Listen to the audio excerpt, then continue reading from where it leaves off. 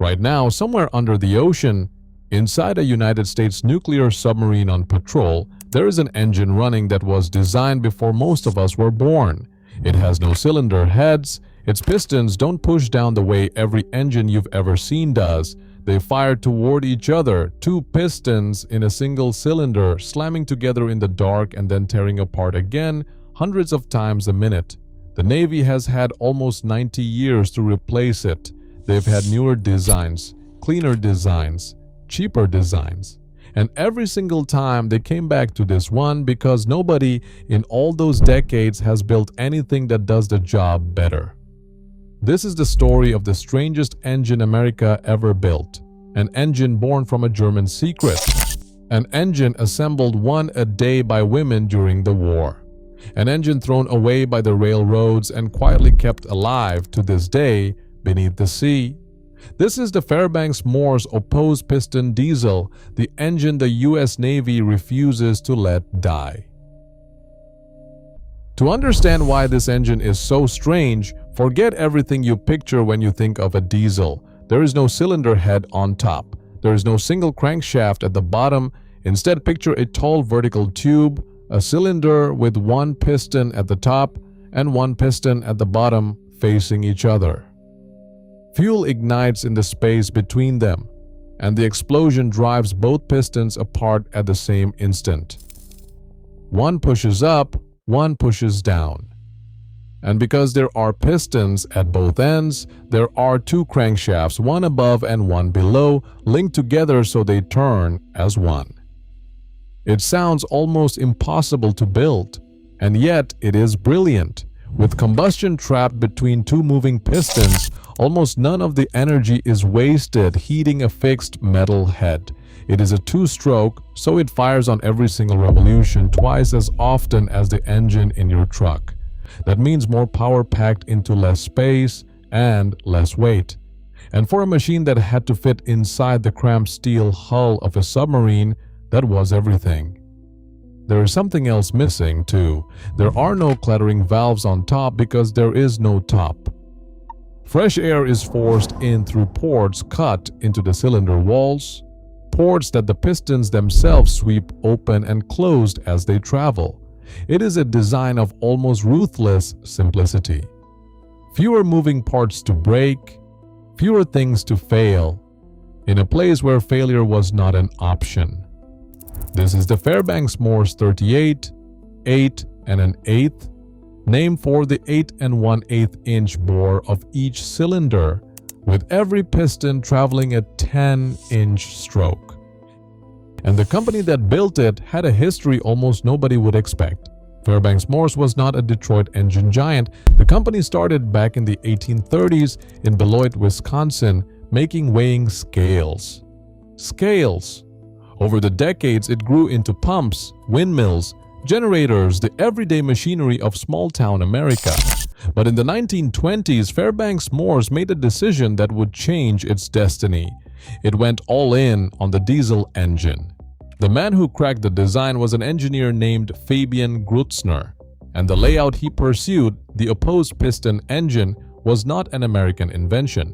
The same basic idea was being used across the Atlantic in Germany in the Junkers Jumo 205, a diesel built to power German aircraft. Fairbanks Morse's engine was, in effect, an American take on that German design. Sit with that for a moment. As the world slid toward war, one of the engines that would go on to power America's submarine fleet traced its bloodline straight back to German engineering. The first version, the Model 38, was a towering two-stroke with two crankshafts, each engine producing around 1,200 horsepower. By the mid-1930s, Fairbanks Morse had a working military-grade engine, and the US Navy came calling. In December of 1934, the Navy ordered its first 8 of them to power 2 brand-new submarines. Then came the war and everything changed. When America entered the Second World War, the Navy needed submarines, and submarines needed engines that were powerful, compact, and absolutely reliable, because a failure in the deep could mean the loss of the entire crew. The Fairbanks Morse opposed-piston diesel was perfect for the job. It was narrow enough to slide into a slender hull. It ran on seawater cooling. and it produced serious power for its size. At the Beloit factory, production exploded.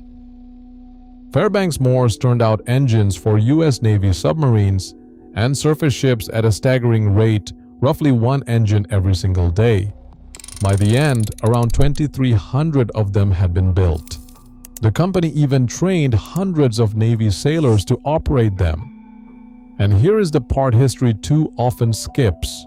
With the men away at war, it was women who took over the factory floor and built these engines by the thousands. A fleet submarine of the era, like the famous Palau class, carried 4 of these engines, enough to drive the boat across an ocean on the surface and charge the great banks of batteries it would live on while submerged. One of those boats, the USS Pampanito, still floats today as a museum in San Francisco. And down in her engine room sit the very same opposed-piston diesels, the mechanical heart of a warship that once hunted in the Pacific. And what a heart it was, because this was a 2-stroke firing on every revolution, with pistons hammering toward each other from both ends. The Fairbanks Morse did not purr. It pounded. It was a deep, relentless mechanical drum beat that you did not just hear, you felt it in your chest, in the deck plates, in your teeth. For the young sailors crammed into that engine room, that sound was the sound of survival. As long as those engines were beating, the boat was alive. The day they fell silent on the surface and the submarine slipped under, the crew was trusting their lives to batteries and to the promise that when they came back up, those strange engines would roar to life again. They almost always did. That reliability in the worst conditions on Earth is exactly why the engine earned its reputation. And it is why, when the war ended, Fairbanks Morse believed it had a winner that could conquer an entirely new world. That new world was the American railroad. In the years after the war, the railroads were racing to abandon steam and switch to diesel. And Fairbanks Morse saw its opening. It had a proven, battle-hardened engine. Why not drop it into locomotives? So that is exactly what they did. Of the 5 major American locomotive builders of that era, Fairbanks Morse stood completely alone in using the opposed-piston engine, and it bet its future on being different. Its first road locomotive arrived in 1947, a 2,000-horsepower brute. But the crown jewel came in 1953, a machine called the Trainmaster. It made 2,400 horsepower, the most powerful single-engine diesel locomotive in America at the time. Fairbanks Morse advertised it as the most useful locomotive ever built. On paper, it should have dominated. There was even foresight behind it. Fairbanks Morse bet that the railroads would eventually move to bigger 6-axle locomotives, and it was right, just about a decade too early for the market to follow. But in reality, the Trainmaster nearly destroyed the company's locomotive business. The problem was not power. The problem was that bizarre, brilliant opposed-piston engine. With 2 crankshafts and pistons buried at both ends of every cylinder, it was complicated and awkward to service, and the men in the railroad repair shops had all been trained on the simpler, more familiar engines from General Motors. Faced with the strange engine they did not understand, many mechanics simply left the Fairbanks Morse manual sitting unopened in their lockers. The locomotives drank cooling water, suffered electrical headaches, and earned a reputation as maintenance nightmares. One by one, the railroads stopped buying, and the same engine that had been flawless beneath the waves was quietly run off the rails. Fairbanks Morse walked away from the locomotive business altogether. Many of those locomotives were later scrapped so completely that of some models, not a single example survives in a museum today. The strangest engine in America had conquered the ocean and lost the railroad. But here is the twist that makes this whole story remarkable. While the railroads were rejecting it, the U.S. Navy never let it go. That same opposed-piston diesel, refined over the years into a version called the 38ND 8 and an 8th, simply kept going and going. It has now been in continuous production since 1938, almost 90 years, making it one of the longest-running engine designs in American history. Where is it today? It is aboard the most advanced machines the U.S. Navy operates. The modern Fairbanks Morse opposed-piston engine serves as backup and emergency power on America's nuclear submarines, the Los Angeles class, the Seawolf class, and the enormous Ohio-class boats that carry the nation's nuclear deterrent.